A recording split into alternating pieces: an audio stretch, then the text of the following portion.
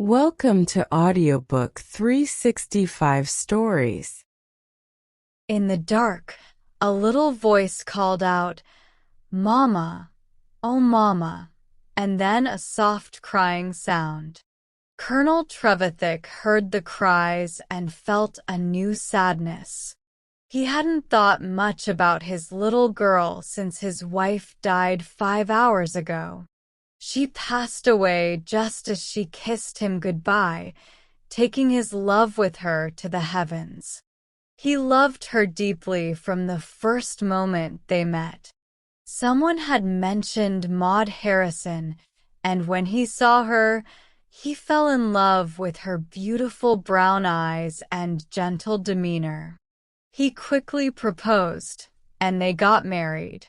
He never regretted it until these past few days when he realized he couldn't keep his wife from leaving him for a place beyond his reach. She was a good person and didn't mind leaving their happy life on earth to go to heaven. She wanted to live, especially for her daughter, but seeing her husband's grief made it harder. Before she passed, she comforted him, saying she'd always be near, listening when they needed her. Now, hearing his daughter's cries, Colonel Trevithick wondered if his wife could hear too. He went to his daughter's room, where she slept alone since she turned 6. She hugged him, saying she wanted her mom to kiss her goodnight. Bessie, their helper, said it wouldn't happen, but Maudie didn't believe her, thinking her mom wasn't always right. She was still so young. It felt hard to find the right words. Should he tell her that her mom would never kiss her again? But how could he be sure? Didn't God promise good things to those who loved him? Maybe that included bringing back lost hopes and reuniting with loved ones somewhere. He thought it must, or heaven wouldn't mean much without his Maud. He tried to soften the truth. Your mom can't kiss you now, my dear, but you can kiss her. So he picked up his daughter, feeling like both her dad and mom, and took her to the room where her mom lay still, with a peaceful smile on her face. He let Maudie climb onto the bed, where she always kissed her mom since she got sick. "Mama feels very cold," she said, "and she doesn't move. Can she hear me?" He gently explained, "She's gone, my dear. It's what we call death. No one understands it, but it happens to everyone someday, and it's part of God's plan. Your mom can't talk to us anymore, and soon we won't see her. But she believed she'd always watch over you and listen to your voice, like when she was here." "Will she always be here?" Maudie asked, feeling a cold fear creeping in. "No, dear, not for long. Soon we'll bury her under the grass and flowers. But the real mom who loves you won't be buried. I believe she'll be somewhere watching over you." For a moment, the child slipped from his arms and cuddled against her mom's cold chest, kissing her still lips. Then she said, "Goodbye to this mom who can't see, and good night to the other mom who hears me." Colonel Trevithick was amazed. Had he really made this little one understand, or did someone unseen share words of motherly wisdom with her? He carried her back to her bed and returned to his loneliness. But after half an hour, he heard her small voice calling, "Dad, Dad." He went to her, and her little arms wrapped around his neck tightly. "Can't I go too, Dad? If you ask God, will he let me?" Because I love my mom so much.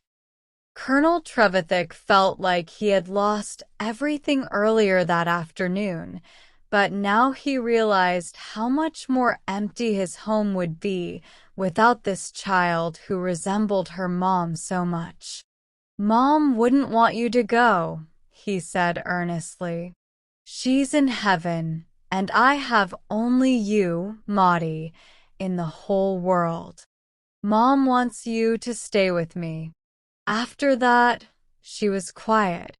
When he checked on her an hour later, she was sound asleep, her small hand resting under her flushed cheek. She never asked for her mom again after that night, but her dad was certain she never forgot her. She was an unusual, serious little girl. She hardly made any noise, even when playing, and she didn't do any of the things her mom used to scold her for. Colonel Trevithick found her perfection unsettling. He wished she would misbehave sometimes like other children. She grew tall quickly but remained very thin, like a delicate snowflake that might melt away. Having her to care for kept Colonel Trevithick from drowning in his own sorrow. Nearly 2 years passed, and the little girl grew increasingly fragile. Just after her 8th birthday, she fell seriously ill. Her illness, a nervous fever, weakened her by the day. A skilled nurse joined Bessie in caring for her, and her dad rarely left her side. He spent half the day in her room and sneaked in several times at night to check her breathing. One afternoon, as he sat beside her bed, she looked up at him with a sad, mature gaze, beyond her years, though everything about her seemed too mature for her age. "Dad," she said, "I'd get better if I could, to make you happy. I know I'd get better if Mom were here to nurse me. Don't you remember how she'd put her hand on my head and make the pain go away when I had a headache?" Colonel Trevithick thought about how to explain the sad but hopeful event of his wife's passing to his daughter. Tears blurred his vision as he looked at the little face, so pure and innocent, gazing up at him. It had been many months since she had mentioned her mom, yet she remembered so well. He instantly recalled his wife's words on her last day. "I know that when Maudie needs me most, or you most want me, I shall be there beside you." Was she here now? Could her love somehow heal the child's frail body, or was it drawing her closer to herself? That night, Bessie was supposed to stay awake until 1 o'clock and then wake up the nurse. Colonel Trevithick would come in and out of Maudie's room, as usual. He went to bed and drifted into a deep sleep and a dream. In his dream, his beloved Maud was beside him, just as he first saw her, then as his bride, and later with baby Maudie in her arms. It felt like she was with him again, his pride, his darling, the only woman he had ever loved. He woke suddenly. Had his dream lasted all night? Was the red glow touching his face a sign of the sunrise? He jumped out of bed, realizing the entire night had passed, and he hadn't seen Maudie. He quickly put on a robe and rushed to her room, expecting to find the nurse there. Instead, he found Bessie asleep at the table where he had left her the night before. She must have been asleep for hours, forgetting to wake the nurse, who had also slept through her shift. They were all exhausted, of course. But what about Maudie? What had happened to her, alone and unattended? He pulled back the curtain of her bed and looked inside. Surely this wasn't the same Maudie from the night before, pale and worn out on her pillows? A bright face greeted him, with rosy cheeks and crimson lips.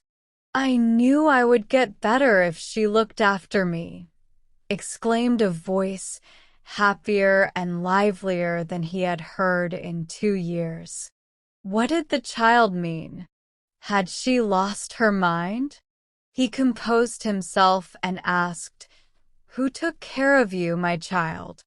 "I found Bessie fast asleep." "Yes, Mama made everyone sleep, Bessie, you and the nurse. She sent you all the dreams you like best. And all night long, she sat here beside my bed, with her hand on my head, just like she used to. She was all dressed in white, with her hair falling around her shoulders. Her eyes were very bright, and her lips, when she kissed me, felt like they were melting away." "So you dreamed about Mama too, sweetheart?" "No, Papa, I didn't dream at all. Mama sat there all night, with her hand on my head. Sometimes I slept, but most of the time I was awake, looking at her. She didn't get tired at all until the first sunlight came in through the windows.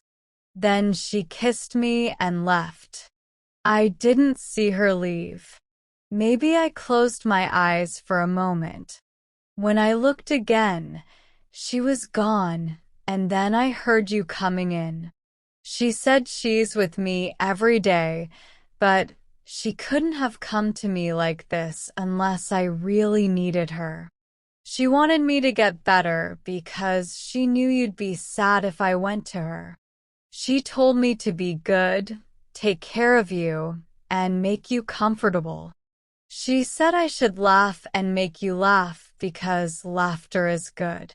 She said I got sick because I was sad for so long and didn't laugh. She doesn't want us to be sad anymore because she's very happy.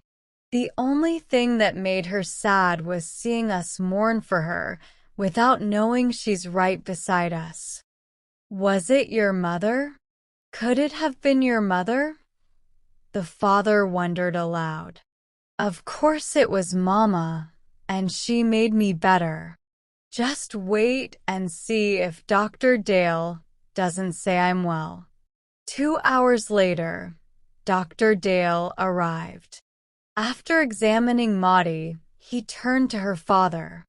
"Trevithick," he said, "can you believe this is the same little girl I saw here last night? If miracles still happened, I'd say one happened here. I thought she was very sick yesterday, but today she's so well I'll only keep her in bed for a day or 2 longer, just to be safe." "Maybe it's a miracle," Colonel Trevithick said with a smile. But he didn't try to explain.